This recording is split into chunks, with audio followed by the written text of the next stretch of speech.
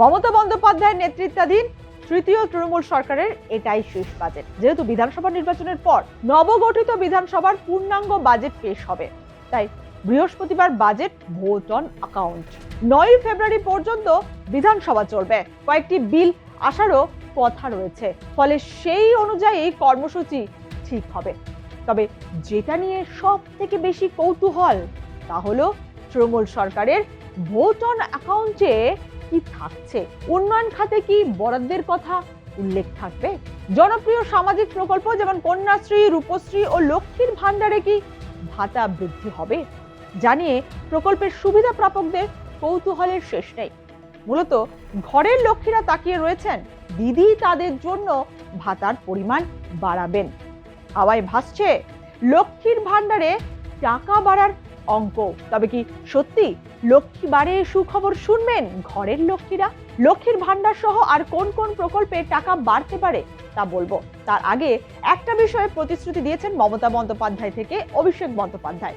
লক্ষ্মীর ভান্ডারের টাকা কোনো দিন বন্ধ হবে না। বন্ধ হওয়া নিয়ে নাকি গুজব উঠেছিল। মমতা ব্যানার্জি লক্ষ্মীর ভান্ডার দিচ্ছে, আপনার এটা অধিকার, সরকারের অনুদান নয়। বাড়িতে বাড়িতে মমতা বন্দ্যোপাধ্যায় পৌঁছে দিচ্ছে। বিজেপি 15টা রাজ্যে ক্ষমতায়, একটা রাজ্যে কোনো কন্ডিশন ছাড়া যত মহিলা আছে সবাইকে লক্ষ্মীর ভান্ডার দিয়ে দেখাতো।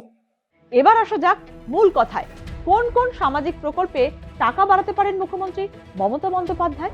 বিধানসভা ভোটের আগে এটা যেহেতু শেষ বাজেট, তাই রাজ্য সরকারের তরফে জনপ্রিয় প্রকল্পের ঘোষণা অথবা চলতি প্রকল্পের টাকা বাড়ানোর প্রবল সম্ভাবনা রয়েছে।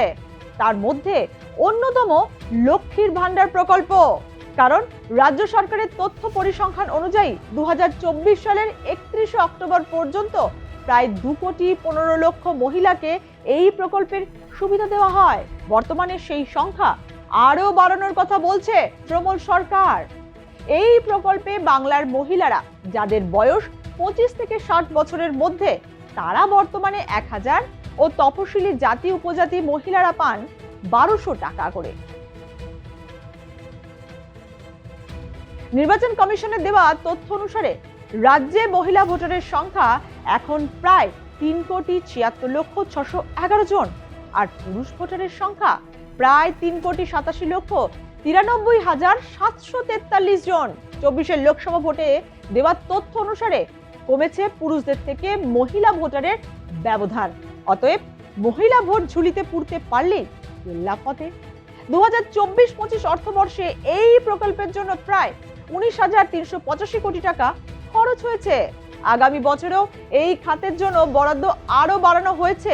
বিপুল সংখ্যক উপভোক্তা বৃদ্ধি পাওয়ায় সরকারি ভাড়ারে চাপ বাড়লেও সামাজিক ক্ষমতায়নে এই প্রকল্পের শ্রীবৃদ্ধিতে দৃঢ় প্রতিজ্ঞ মমতা বন্দ্যোপাধ্যায়।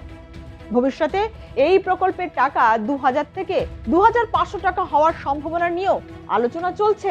তবে বর্তমানে ভাতা বাড়লে 1000 থেকে তা হবে 1500 ও 1200 থেকে তা বেড়ে হতে পারে 1800 টাকা। তবে সবটাই কিন্তু জল্পনা। অপেক্ষা বৃহস্পতিবার বাজেটে কি হয়। তবে ঘরের লক্ষ্মীদের মন পেতে বিরোধী দলগুলো উঠে পড়ে লেগেছে। শুভেন্দু অধিকারী থেকে নওসাদ সিদ্দিকী, হুমায়ুন কবির, মিম সবাই লক্ষ্মীর ভান্ডারের টাকা বৃদ্ধি নিয়ে প্রতিশ্রুতির বন্যা বইয়ে দিচ্ছেন। বছরে 50,000 টাকা মহিলাদের দিচ্ছে বিজেপি একবার এককালীন। ছত্তিশগড়ে মা তারি যোজনা বছরে এককালীন একবার 12,000 টাকা অ্যাকাউন্টে দিচ্ছে। দিল্লিতে মাননীয় রেখা গুপ্তার সরকার প্রত্যেক মাসের 1 তারিখে মা বোন দিদিদের 2,500 টাকা করে দিচ্ছে।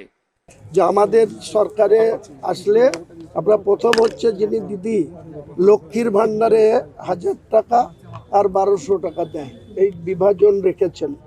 যারা ভোট দিদিকে দেয় না তাদের দেয় 1200, আর যারা দিদিকে 80% ভোট দিয়ে সরকারে রেখেছে তাদের জন্য দেন 1000।